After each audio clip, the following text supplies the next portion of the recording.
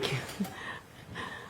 All right, your next witness, please, Mr. Thank you, Your Burnett. Honor. The Commonwealth calls Peggy O'Keefe.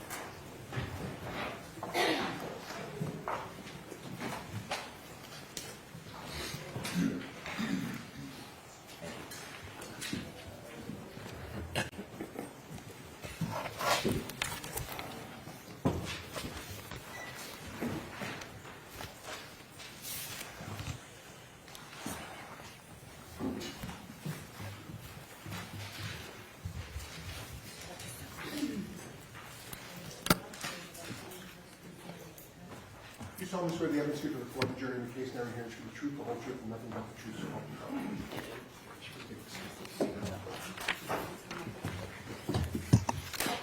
God. So, good afternoon, Mrs. O'Keefe. Yeah. All right, Mr. Brennan, whenever you're ready. Thank you, Your Honor. Good afternoon, Mrs. O'Keefe. Good afternoon, Mr. Brennan. Could you kindly introduce yourself to the jury? My name is Margaret O'Keefe. I am John O'Keefe's mother. Are you married? Yes, Who are you married to? John O'Keefe Jr. How long have you been married for? Too long. 53 years. I'm sorry, ma'am, I didn't hear you. 53. Long enough? How long have you lived in the area? We moved to Canton 3 years ago. Before you moved to Canton 3 years ago, where did you live? Braintree. How long had you lived in Braintree for? 50 years?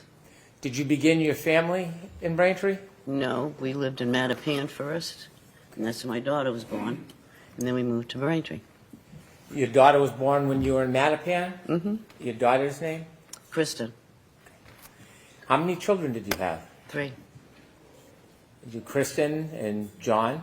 And Paul, Is Paul the youngest, the baby? the baby. Did you raise your children, how long were you in Mattapan before you moved closer to here? I'm sorry, repeat that? How long did you live in Mattapan before you moved closer? 2 years And then the rest of the time you were in the area? in Braintree. And tell me a little bit about your immediate family. My daughter.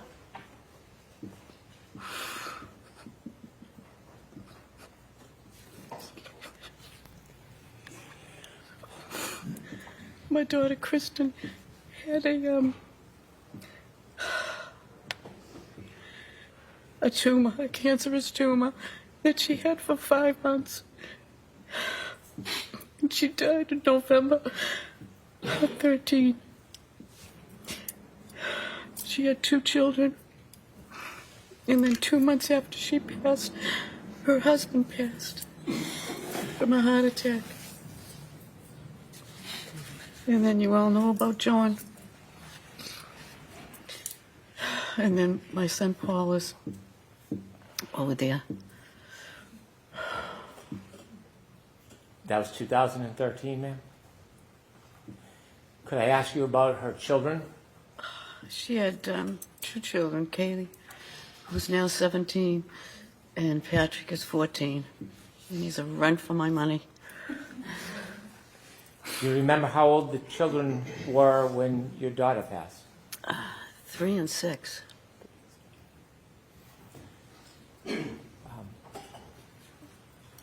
When that happened, was there any plan for the children? As far as Or what was going to happen with the children? when she passed Yes, ma'am. and when he passed, Yes, ma'am. my son decided to be the head guardian, and then we had I was the other guardian, and there was Steve's brother and sister were the other 2 guardians. So there's 4 of us. May I approach to adjust the microphone? Yes, please. Thank you. Talking too soft? Okay.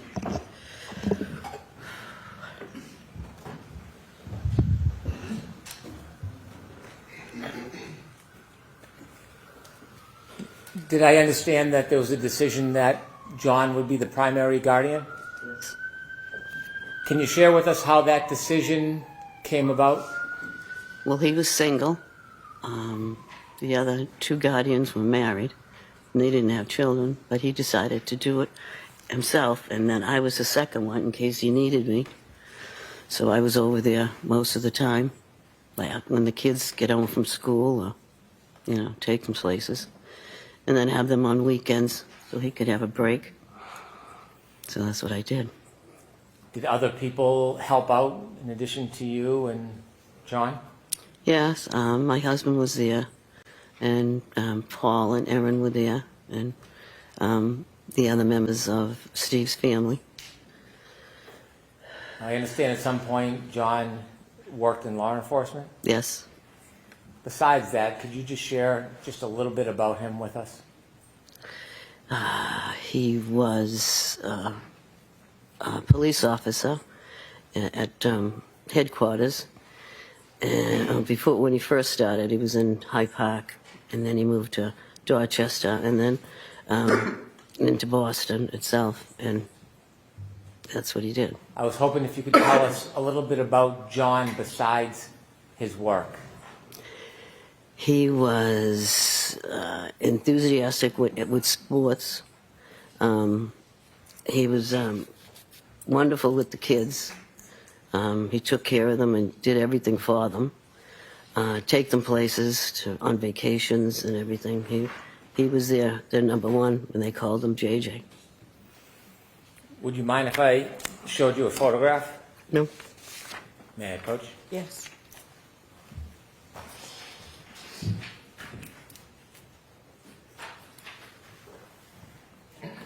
I'm showing you a photograph, Okay. and could you tell us what you see? That's my son? Thank you. May I introduce this as an exhibit? Yes. Exhibit 16.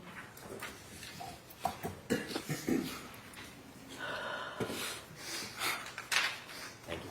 With the court's permission, I'd like to publish. Yes.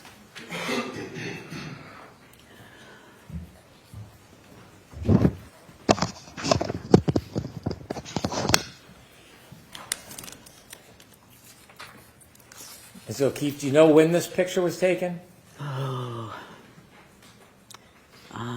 I really don't know. It was in the summer of I don't know what year. I really don't know the year. But is that one he probably took him to a fair or an amusement park, and he had his picture taken there with it. And then the kids were with him too. So. Do you know how old he was in that picture? 43, maybe. Okay. What year was John born? 75. Ms. Gilman, could you take the photo down, please?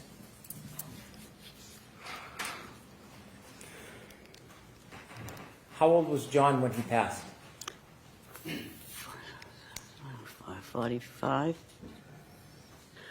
My mind's not working right now. I understand. It's okay. Can I ask you a few more questions? Okay. You let me know. I want to go back to the morning of January 29th, 2022. Is that okay? Yeah. Were you home I was home in Braintree. in Braintree? Mm-hmm. Who were you with? My husband? Did you receive a phone call? Yes, from Carrie Roberts. It was about 6:15, between 6:15 and 6:30 in the morning. Did you know Carrie Roberts? Yes. How did you know her? She lived in Braintree for a while. John and her were friends. They went to the junior prom together. And then we found out that she moved. She lived in Canton, and she was around the corner from us, and she helped us out with the kids. And when you were helping take care of the kids, would you often see Miss Roberts? Yeah, because she'd take Patrick and her son Ryan places. And, yeah, so I saw her all the time. Often? Yeah. When she called you that morning, do you remember the conversation? Yeah, she said John was found in a snowbank. And I didn't understand, I said, what do you mean, found in a snowbank? She said, they found him in the snow. They don't know what happened. She says he's brought up to the Good Samaritan Hospital. So she says, I'm going to come get you and Papa because I don't want you driving. And I says, we can drive there. We both have four-wheel drives. And she says, no, I'm coming. So she came to get us. And it took a while to get there because the snow was bad.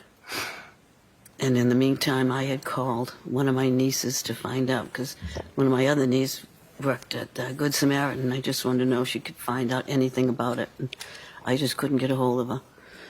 So when we get up there, they told us to sit in this room, and they would bring us down shortly. So finally they said, okay, you can go down. So we started walking down the corridor, and as I'm walking down, I hear Karen Reed yell, Peg, is he dead? Is he dead, Peg? Peg, is he dead?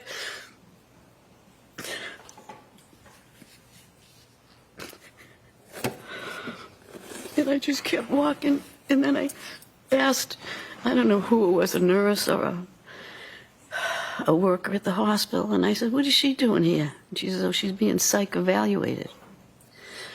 So then they brought us down to the room where my son was.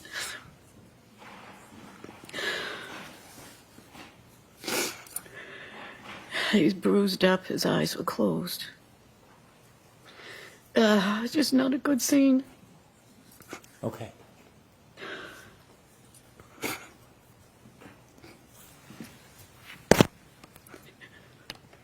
I'd like to go back, if I may. Okay. May I? Yep. When Kerry Roberts picked you up in the car, did anybody go with you and Miss Roberts on the drive from your home in Braintree to Good Samaritan Hospital? No, we were the only three in the car.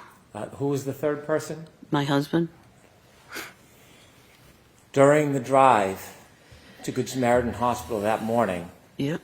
did you ever have a chance while you were in the car to speak to the defendant? Yes. Please tell the jury about that conversation. She, I asked her what happened, and she said, we went to a party. I left him there. I said, you just left him there? She said, yes, I just left him there. Did she say whether she left him inside or outside? No, she just said, I left him there. Did she tell you whether or not she left him in the driveway or the street? She just said, no, I just left him there. You told us that when you got into Good Samaritan Hospital, you were walking down the hallway and you had another interaction with the defendant. Yes. And you told us that she was asking if he was dead. Mm-hmm. Can you describe a little bit where in the hospital you had this interaction with her? When they took us down to the emergency room, the doors open, and there was a corridor to go down to the other rooms, and she was on the left-hand side, and that's when she saw me come in, and that's when she started yelling, is he dead, Peg? Is he dead, Peg? So when she was yelling, could you describe her mood or demeanor? Was she animated? Just loud, and I don't know. She was just loud, and as she was saying it. And when she was asking you, is he dead, is he dead, did you again ask her a question? I just asked the nurse, what is she doing here? Okay. And did you speak to Miss Reed herself? No. No. At some point, and you and your husband got to see John? Yes. And were you with Kerry at some point? Kerry was there, and then my son Paul was there. How did you get home? I think I went home with Paul, and I think my husband went home with Kerry. We went back to Canton at the time. Do you remember generally the time frame? Was it morning, afternoon, evening? No, it was morning. Do you remember getting home that day? Yeah. It was snowy, icy. Was anybody home when you got No. back? No, it was just us. And then the kids started coming home. And that's when I was trying to, take care of them. And then there was a knock at the door, and it was Karen, her father, and her brother asked if they could come in. And I was just trying to calm the kids because Patrick was just out of control, yelling. And then they came in, and then he said, "Do you mind if we go upstairs and get a couple of her things?" Which I never should have let them go up there, but at the time, I just couldn't think straight, and I really didn't have anybody else to help me keep them down in the kitchen. So I don't know what they got up there, what they did up there. How long were they, when you say upstairs, do you know what room they went to? I assumed the bedroom. So I'm going to strike that, Mrs. O'Keefe. If you could just, what you actually know, okay? And Mr. Brennan can ask a better question. Thank you. Could I lead a bit? Yes. Ma'am, how many rooms are upstairs in John's home? 1, 2, 3, 4 bedrooms and an office. And off the master bedroom, there's a bathroom, and then there's a closet.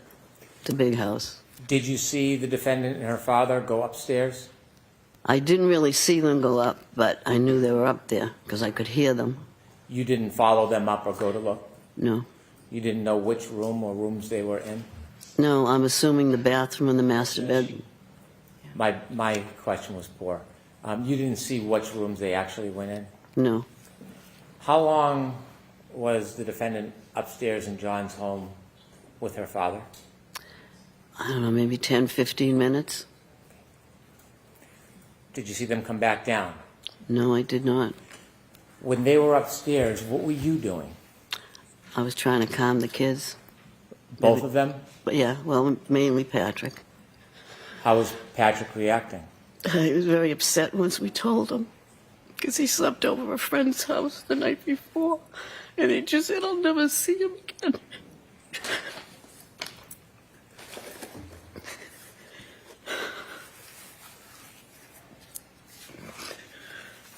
Sorry. Would you like a moment?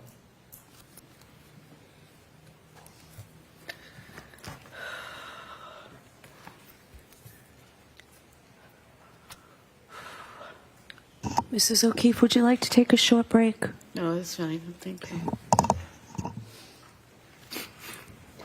You can just let me know when you're ready. Take your time. Okay, go ahead. You ready? Go ahead. Okay.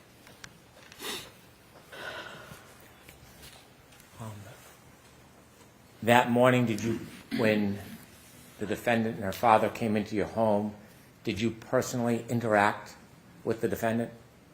Nope. Was there any hugs, condolences? Nope.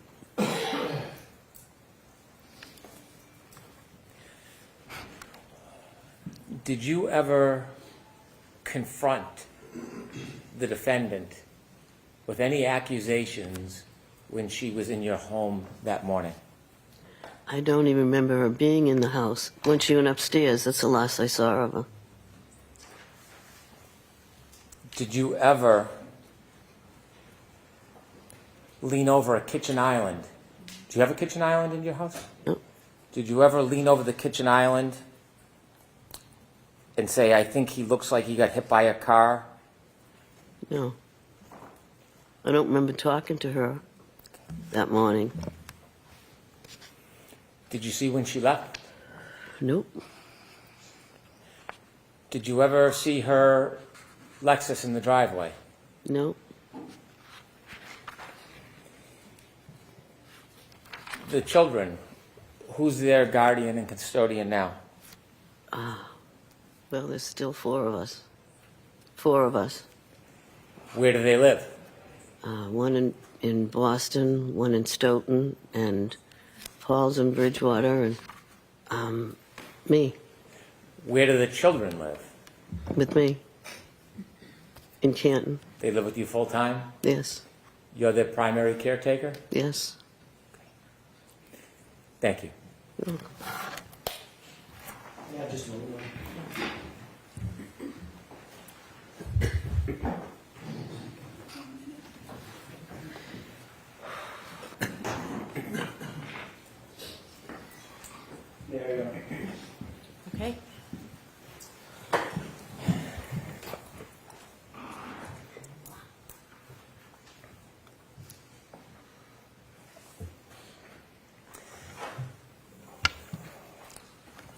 Mrs. O'Keefe, I'm very, very sorry for your loss. I have no questions for you. All right, Mrs. O'Keefe, you're all set.